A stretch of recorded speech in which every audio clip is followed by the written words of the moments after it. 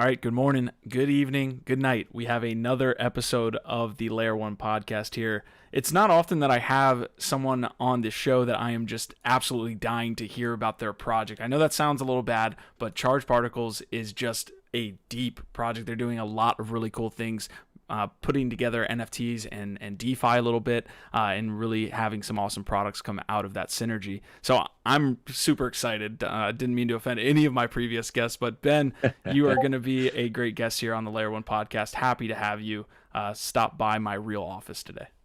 Awesome, Zach. I'm excited to be in this bus container ship thing that you've got going on. I've got a lot of envy about the awesome background you've got there.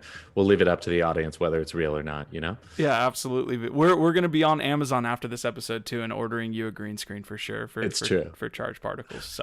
So we got a long, I wouldn't say long, but a nice episode ahead of us, and we're gonna have a conversation on all things NFTs, all things kind of that merging NFTs with DeFi there. I do want to talk about your background. You definitely have a great financial background. You have that CFA designation. You worked in the belly of the beast at JP Morgan. All of these good and awesome experiences that you had in the financial industry. So kind of take me how you found yourself in crypto after having that traditional finance background. Sure.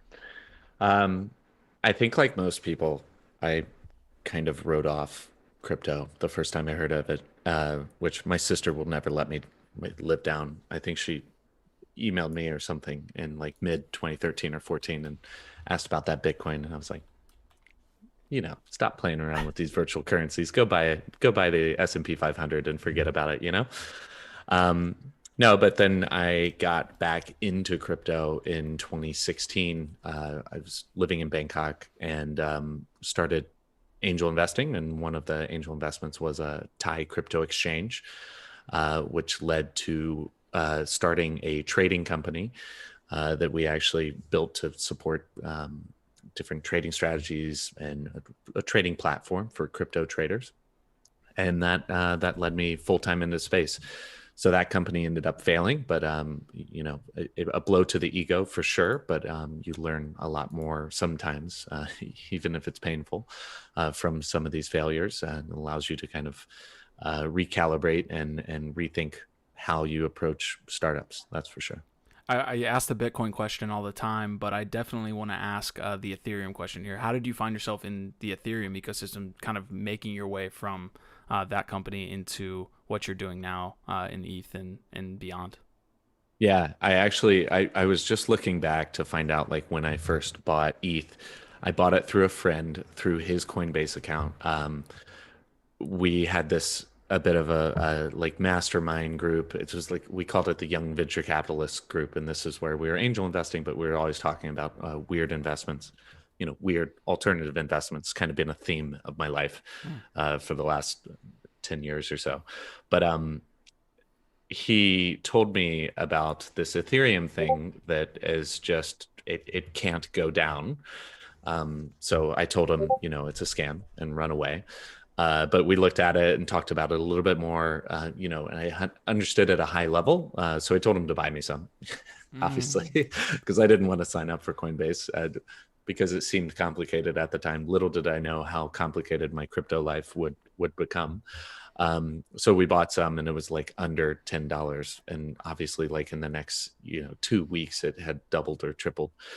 So we bought some more and just got more and more interested into it. That's for sure. I've kind of dabbled around the different areas of the ecosystem, but I'd say in 2018 was when I started really getting super into Ethereum.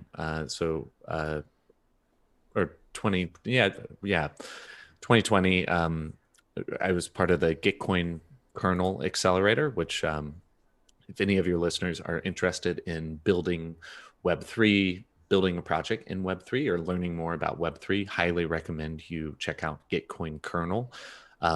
It's a virtual accelerator. This is where I met Rob, but it's really, really awesome program. I actually met Rob in the first Genesis block version, but came back the last kind of tranche as a mentor, and I'll continue to come back and very, very much enjoy that group. That's for sure. So is Rob your lead dev?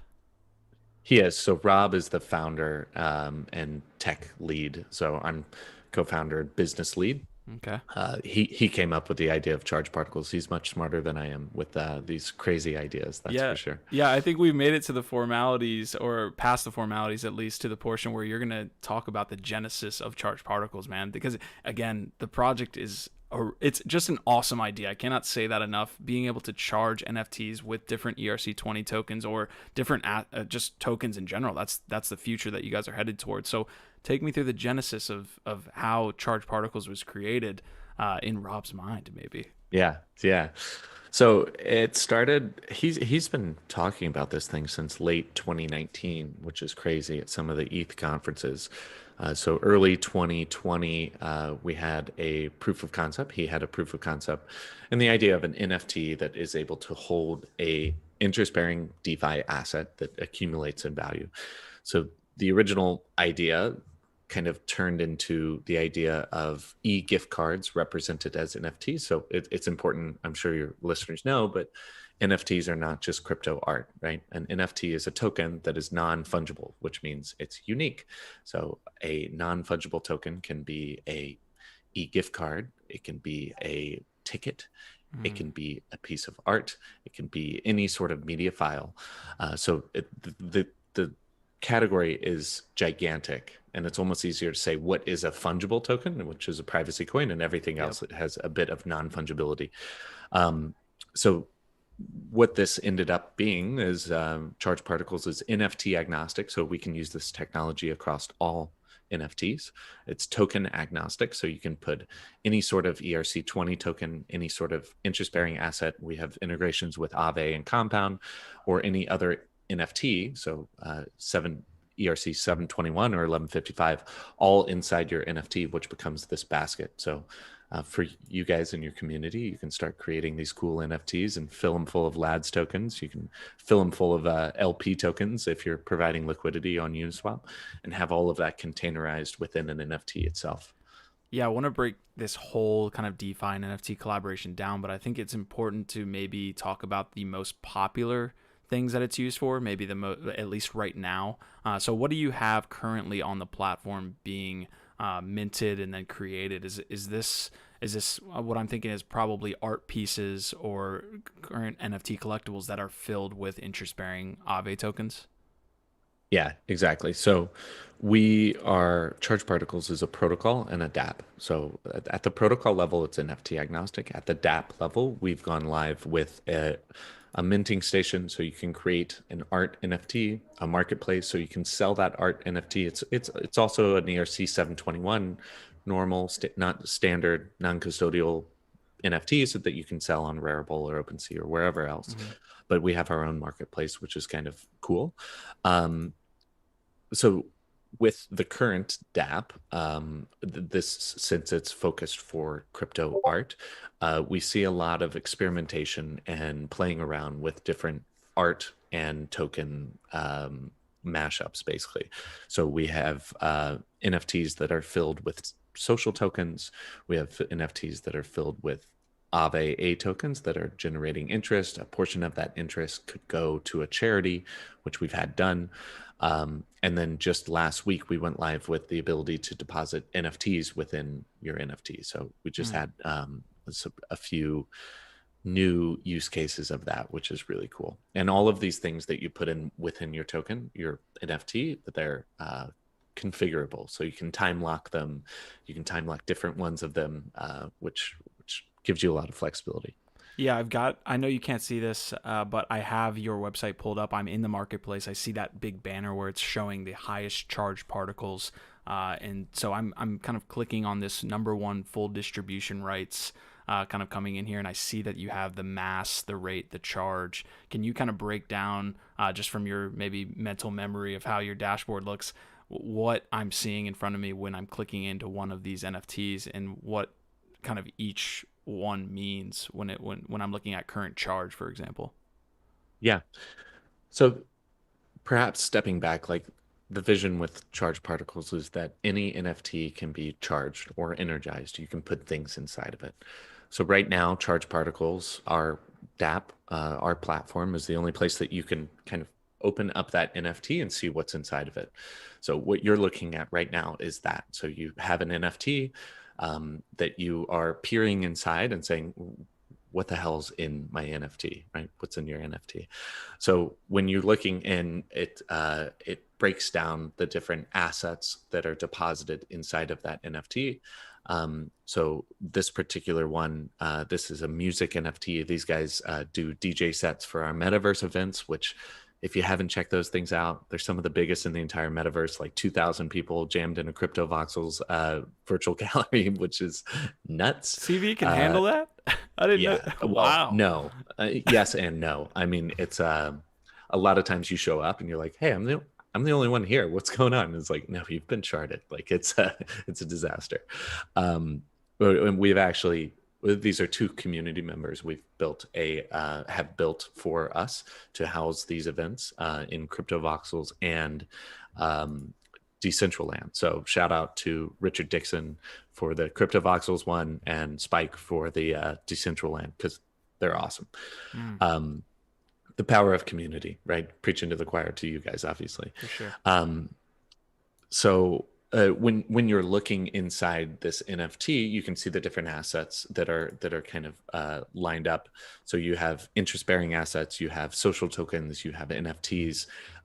You can see all of these as they're part of that NFT that you're looking inside of. Yeah, and there's a lot of cool use cases that we're going to talk about here. But I do want to talk about general thoughts on this collaboration between NFTs and DeFi. I know we saw that big DeFi run up last summer. We saw NFTs kind of pop off February, maybe January, and then March have a huge run up. But we had Comus Swap on this past week, who are doing as well in Polygon a DeFi NFT collaboration. But I just feel like it's at this point where I want to have the conversation with the founder and say, how do you see this space developing with this combination? I almost feel like the terminology isn't in any type of like complete form, because I don't even know what to call it. What do you call a DeFi and NFT collaboration? And I feel like I'm trying to explain NFTs to maybe someone that's new. And then I'm like, oh, wait a minute. What if you put these DeFi tokens inside of an NFT? In their head, just, they get the blank stare and all that stuff. So how do you think about this space of DeFi and NFTs going forward into the future? And what do you guys do for that user adoption? Yeah, great question. So our Twitter handle and most of our social medias are at DeFi NFT. So these were snagged before the DeFi summer last year. So some great foresight by Rob that this would be even a thing, that's for sure. But I think this is more of like the broader topic of financialization of NFTs in general. So like you said, when you explain NFTs to people, right, their heads kind of explode. And then you explain to them that it's not just crypto art, that it can be any unique item, and their heads explode again. And if they're still listening, then you can say, the joy of these things is like they have a real-time value because you can see them. They're for sale on all these marketplaces at the same time, but you can still have them. Then you can talk about like the financialization of these digital items. You clump them all in a basket, pull out a loan using that as collateral. You can rent pieces of them to other people. Yep. You can put them into a smart contract and fractionalize ownership, so your friends can kind of invest in this art basket that you put together. So you have all of these benefits of digitization of these new financial assets that are represented as NFTs. So I think it's just the natural progression as we move towards more financial use cases, that it's blending the lines of just DeFi and just NFTs. You're kind of meet in the middle. So DeFi NFT is a buzzword. It's a hot topic right now for sure. A lot of people are working on it, ourselves included. But yeah, there's a lot of use cases here, that's for sure. Yeah, I'm just thinking out loud here. Finance NFTs kind of gets to the root of it. Maybe I'm trying to work maybe through that with you, but I want to talk about the go ahead. No, I think just the term NFT is just the worst, right? I mean, because like a bond Yeah. on a blockchain is an NFT because it's unique. There's a an e-gift card, which is also an NFT. Yeah. So using this like gigantic categorization of NFTs makes it difficult. Yeah, I remember talking to this about some, or talking with this, talking about this with someone in 2017, and I really thought that NFT wasn't going to make it to mass adoption. Just the term was so ambiguous to me, just like you're saying, that how is it ever going to be picked up by the public, this non fungible token piece? But then you see it on Saturday Night Live, and everything kind of poof. Well, and then the other thing is like people forget that the T means token, right? So I'm out in LA and there's a lot of buzz about NFTs right now. And I met somebody, uh, shout out anybody in LA, come to Crypto Mondays LA. We meet up every Monday in Venice. But at these meetups, you meet a lot of interesting people. One of which was creating an NFT platform for had all of these ties to Hollywood celebrities, etc., for all of them to create NFTs. This is exciting. This is cool. He said, "Yeah, but we're not going to deal with this blockchain nonsense. Nobody wants to deal with all of these like crypto wallets and things like that for NFTs." I said, "Okay, um, so there's no blockchain associated with this NFT platform at all, right?" And he Mm. said, "Yeah." I was like, "So completely centralized. So it's probably super user friendly." Yeah. It's like, So you're making a regular app. realize like, yeah, you realize T means token, that it's like a token on a blockchain. So without that, it's just like a token in a database of a centralized server, right? Mm-hmm. And it's this am I missing something? Yeah. So, it's we're probably at that stage of the bull market. Absolutely, man, and we'll step off our high horse for any new people Yeah. here, but Yeah. let's talk about Not that Pandora. there's anything wrong with that. No, not at all, not at all. We're all in this together. We're here to push this space forward. So, opening Pandora's Box is the blog I'm about to pull up in front of my screen. The viewers can see it as well.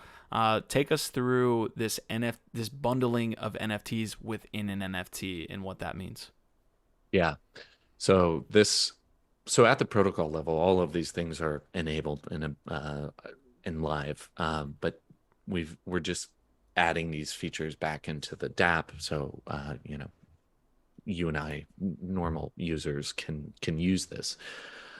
So last week, the Pandora's Box was a collaboration with the Guild, which is a group of artists. I think their website is maybe theguild.com, theguildnft.com. So this Pandora's Box is a NFT that looks like a box that's filled with 14 NFTs. So it's the NFT is a box and then 14 NFTs all done by individual artists. Then also within that box NFT is 350 Aave A DAI, so earning interest DAI on the Aave platform. There's zero point 0.1 AWETH earning interest. So this is ETH on the Aave platform earning interest. And then there's also 1,000 charge social tokens deposited in it. So this piece really combines all of the features right now of charge particles. So you buy this one NFT that it's a box, and when you get it, when you have ownership, you can start pulling out these individual NFTs. You can pull out this interest bearing assets on Aave, and you can pull out this charged social token. So each of these things can have different time locks. The interest that's being earned from the DAI or the ETH can be programmable, go to different wallets like a charity. So it really encapsulates a lot of the power and flexibility that artists can have with the charge particles. Yeah, let's talk about that integration with Aave a little bit because you see the tokens there, they're gaining interest. I don't want to make this into a DeFi heavy episode, but what is happening there with the token for someone that's not understanding how that actual token is gaining more tokens just existing? What is happening Yeah. with that token there? Yeah. So in the background, we're just taking your DAI and we're depositing it onto the Aave borrowing and lending platform that converts it to ADI, which then generates a little bit of interest. So we don't have a magic interest wand that we wave. Uh, if That'd we be a did, cool I'd be waving it That'd be a everywhere. cool Yeah, platform. it's probably be a scam. That's pretty tough to wave an interest wand, but there's probably a project coming up with it.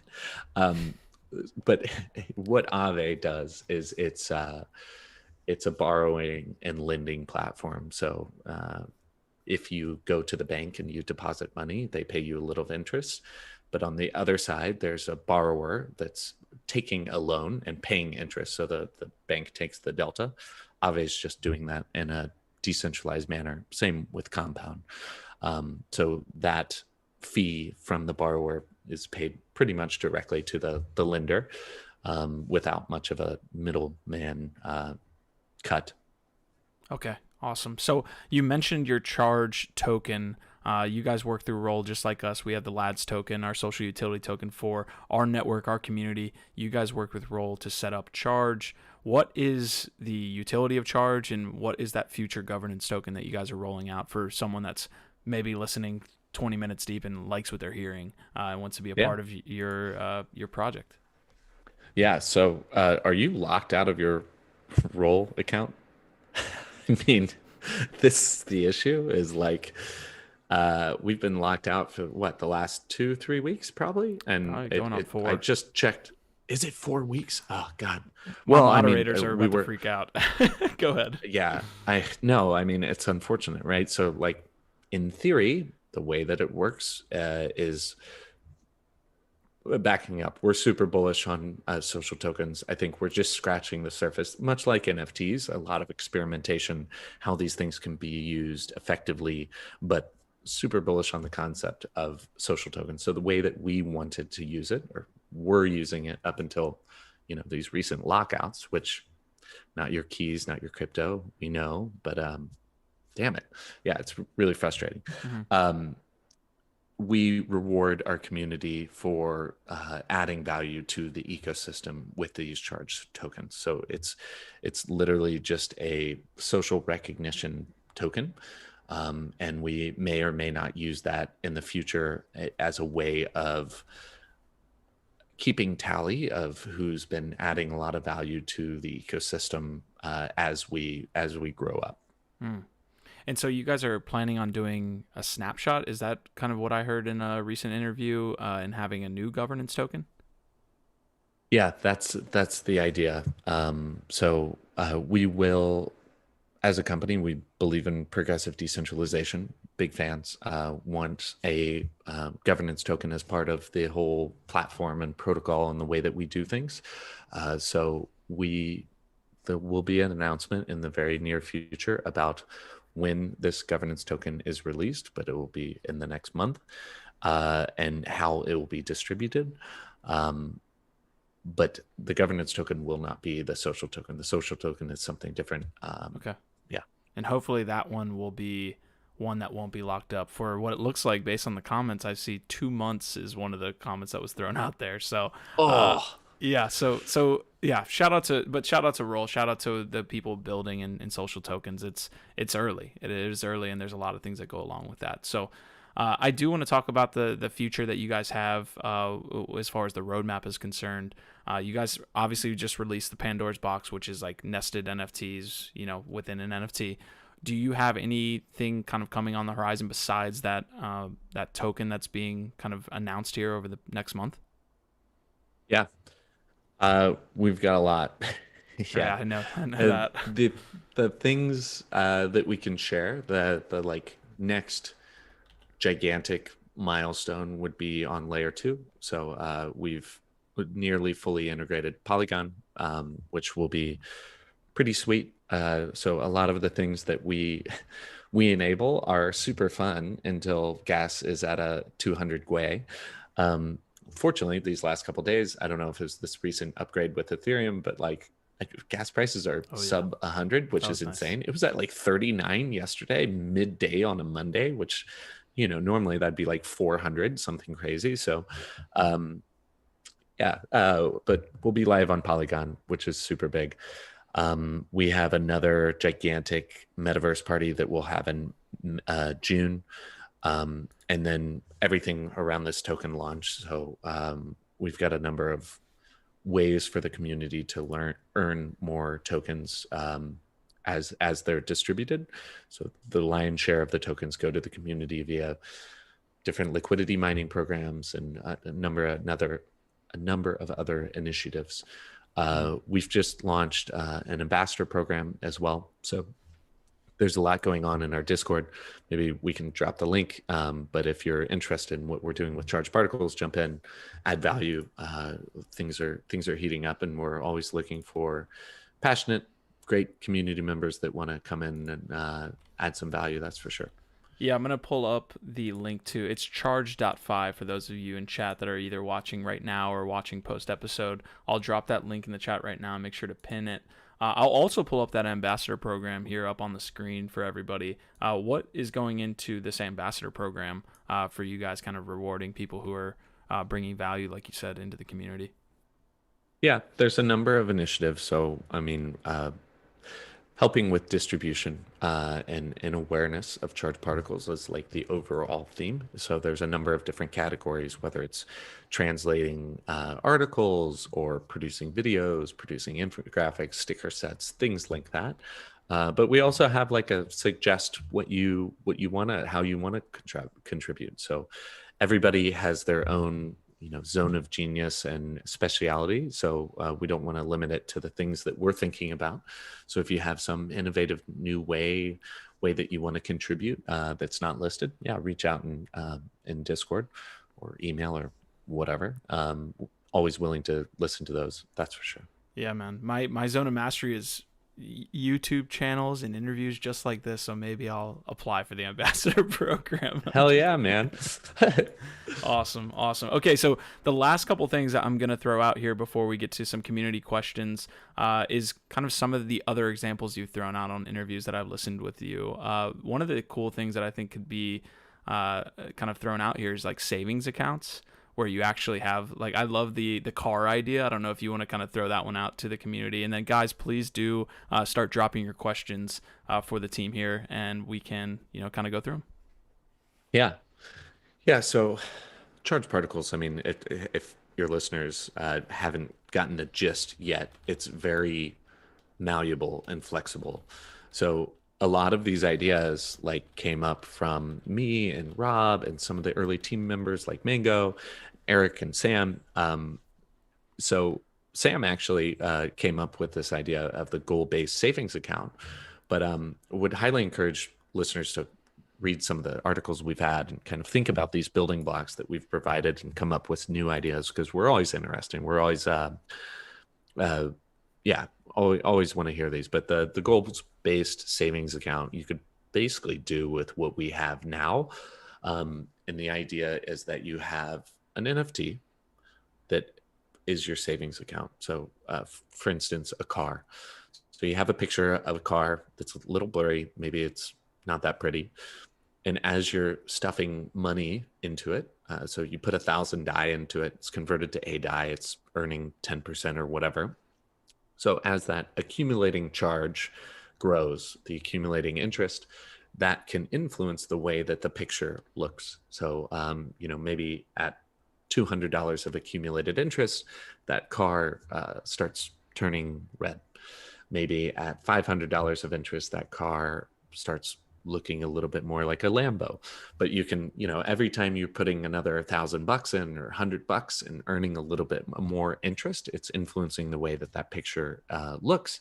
So it's a cool way of gamifying this compounding interest. This is what it looks like. This is how it influences things. So you can visually see what you're saving for and the progress you're making toward that goal that you're saving for, which is pretty cool.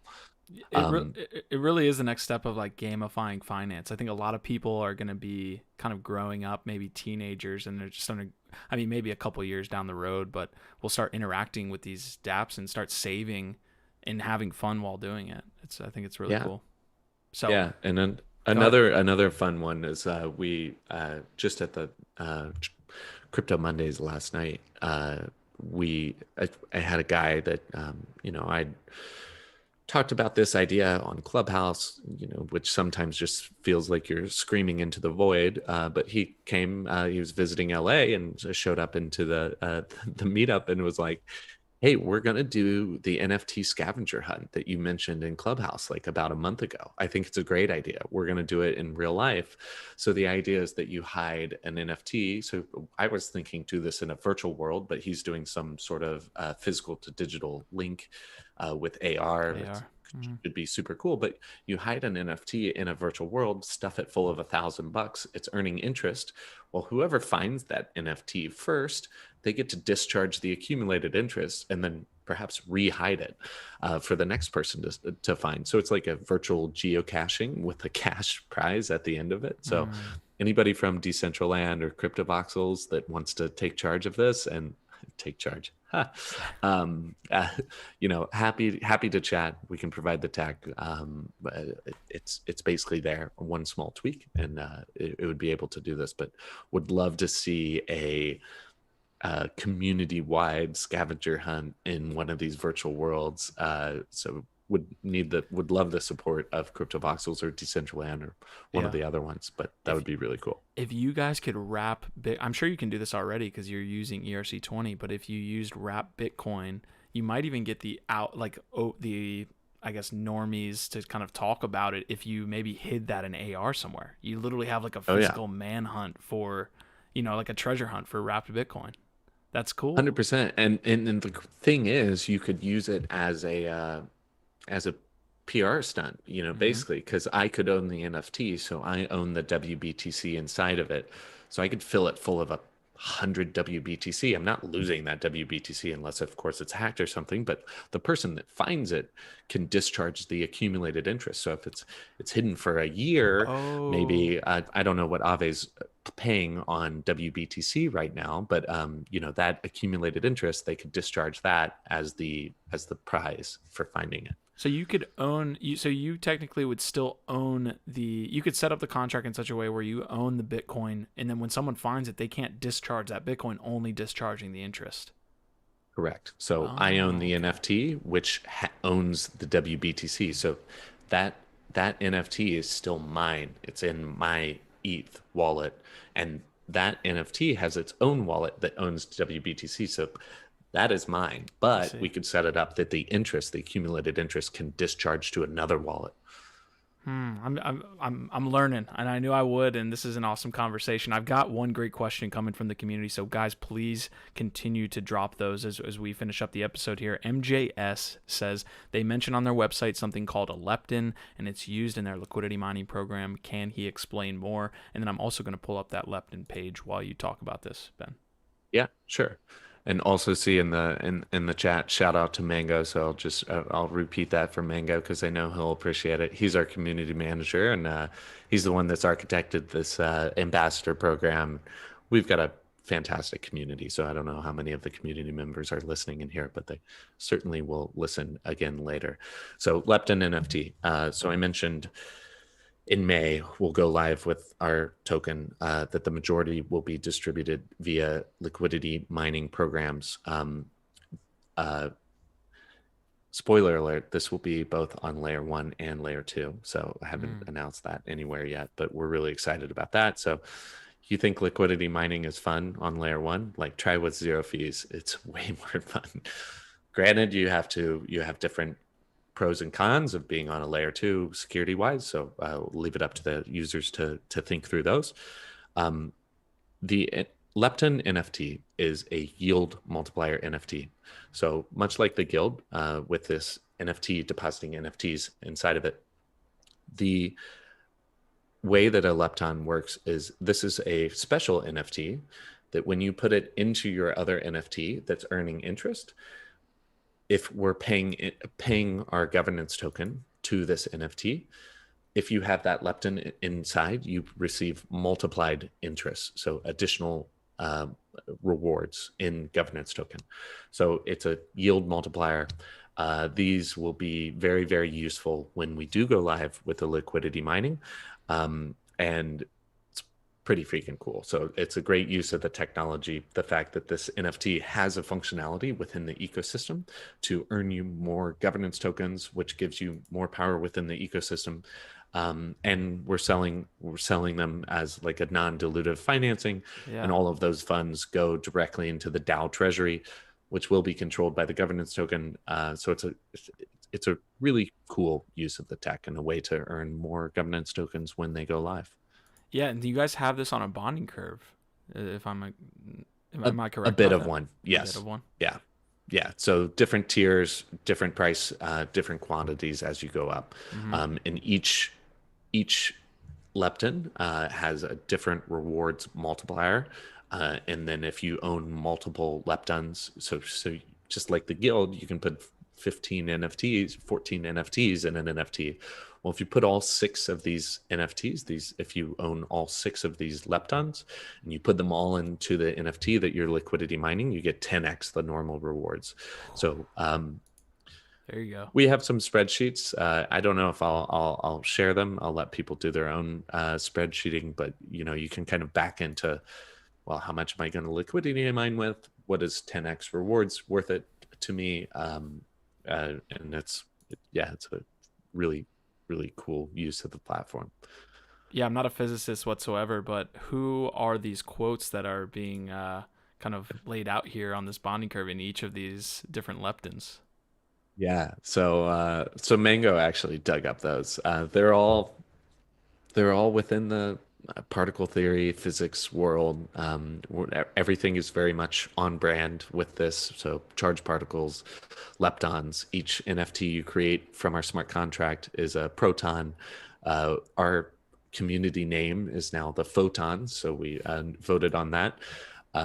And our governance token, we wanted to call it Ion, but unfortunately, Microsoft is launching something called Ion, so it won't be Mm, called Ion. That's for sure. I don't want to be in a trademark war with anyone, let alone Microsoft. But probably a good yeah, call.